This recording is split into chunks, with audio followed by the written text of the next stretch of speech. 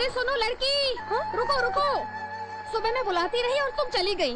वो चौकीदार ने भी मुझे अंदर नहीं जाने दिया। तुम्हारे पास मेरी बेटी की फोटो रह गई है, जरा दे दो बेटी। क्या मेरे पास आपकी बेटे की फोटो? हाँ बेटी, तुम अपनी किताबों में जरा देखो। ओह सॉरी, सुबह टक्कर हुई तो बुक्स के साथ ये फोटो आ गया होगा।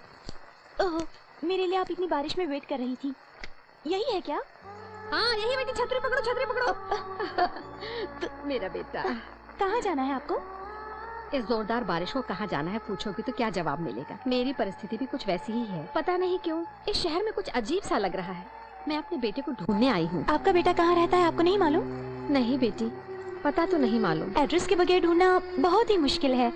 बस स्टैंड के पास छोड़ देती हूँ, आप अपने गाँव वापस चली जाइए। मैं नहीं जाऊंगी, अपने बेटे से मिले बगैर मैं गाँव नहीं लौटूंगी। माँ जी रुकिए जरा, एड्रेस के बगैर आप कैसे ढूंढेंगी उन्हें?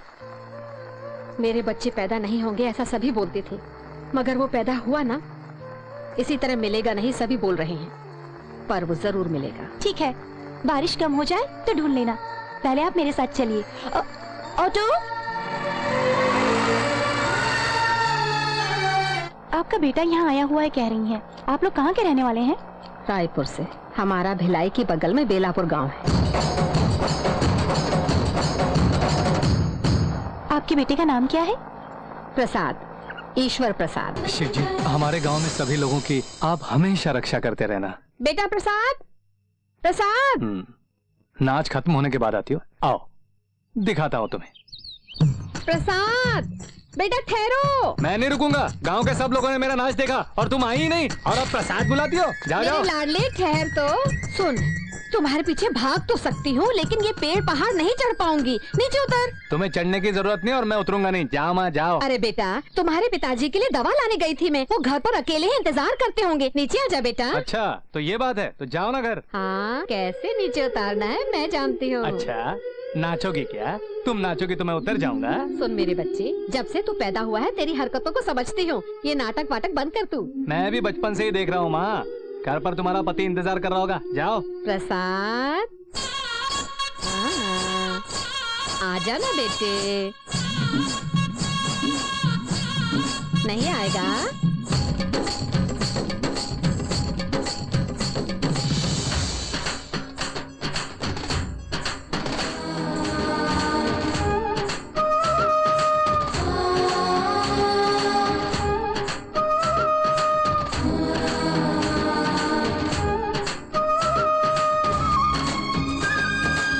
माँ अब घर चलते हैं, पिताजी राह देख रहे होंगे।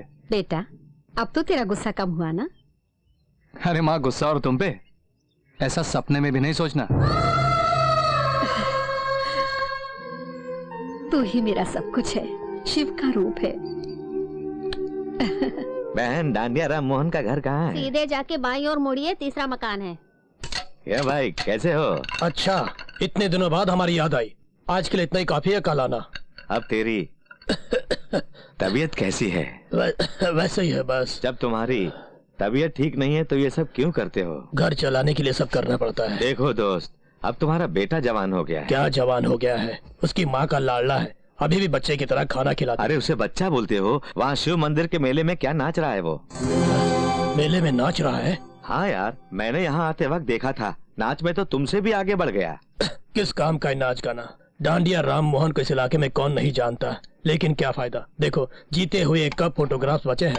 इस बुढ़ापे में मैं उस पर लादना नहीं चाहता। कई बार समझाया कि कोई अच्छी नौकरी कर लो, लेकिन मेरी बात को टालता रहता है। आने दो आज उसको। अरे बेटा, भागता कहाँ है? रुक तो सही। क्या है माँ? तुम्हारे पिताजी को तो संभालना पड़ेगा हमें, कोई उपाय सोचते हैं। ठीक है, सोचो। अरे यार, उन दिनों तुम्हारे नाटक बहुत मशहूर हुआ करते थे। अरे अब वो बात कहाँ है मुझ में? मेरे घर में तुमसे बड़ा कलाकार मौजूद है। इधर आओ, दिखाता हूँ। वो देखो सामने। क्यों माँ, कुछ सूझा?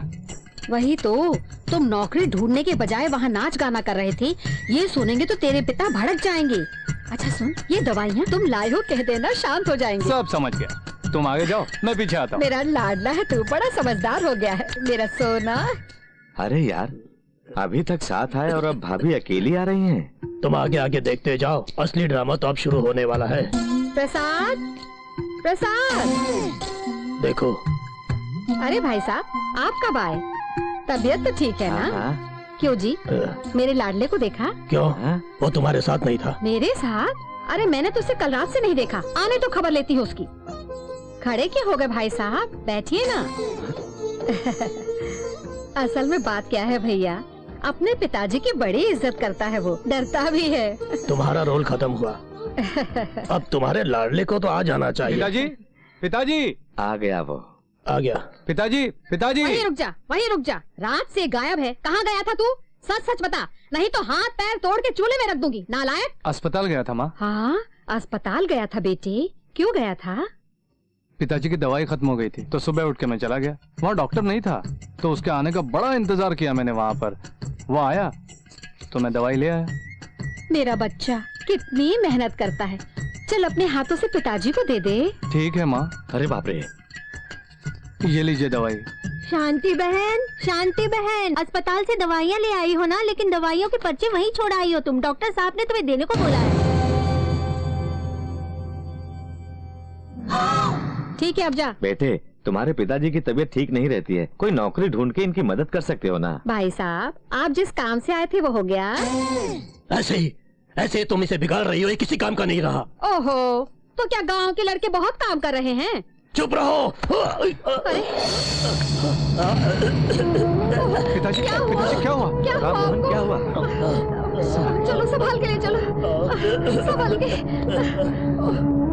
लेटा लो, ले जाइए। क्यों इतना चिल्लाते हैं जो तबीयत खराब हो जाती है? सब तेरी वजह से। माँ तू अंदर जाना माँ। हाँ हाँ, सब तू जा मेरी ना। वजह से। वो दवाइयाँ तू पिला दे बेटा, मैं अंदर जाती हूँ। पिताजी ये दवाई पी लीजिए।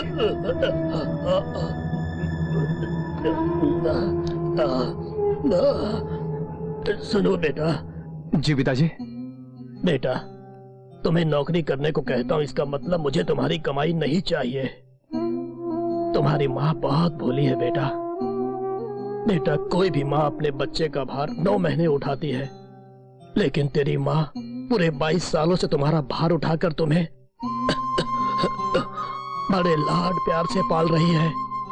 मेरे बाद तुम उसे बेटा बन के नहीं, पिता बन के संभालना। ऐसी बातें क्यों करते हैं? आपको कुछ नहीं होगा, मैं आप दोनों की अच्छी देखभाल करूंगा। अगले महीने हमारे गांव में एक मिल खुल रही है, मैं उसमें नौकरी करूंगा, ठीक है ना?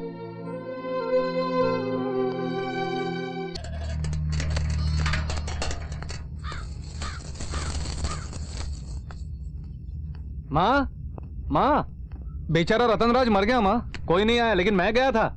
रास्ते में पंडित मिले थे, काशी से गंगा जल लाए हैं। उन्होंने कहा पिताजी को पिलाएंगे तो उनकी बीमारी दूर हो जाएगी। पिताजी, पिताजी मुंह खोलिए ना।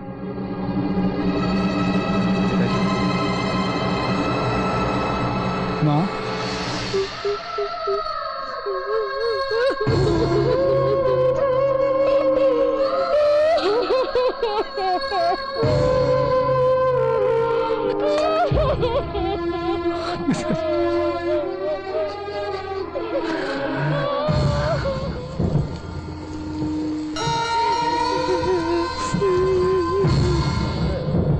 इस तरह मेरा बेटा यहाँ पहुँच गया, पता नहीं किस हाल में होगा।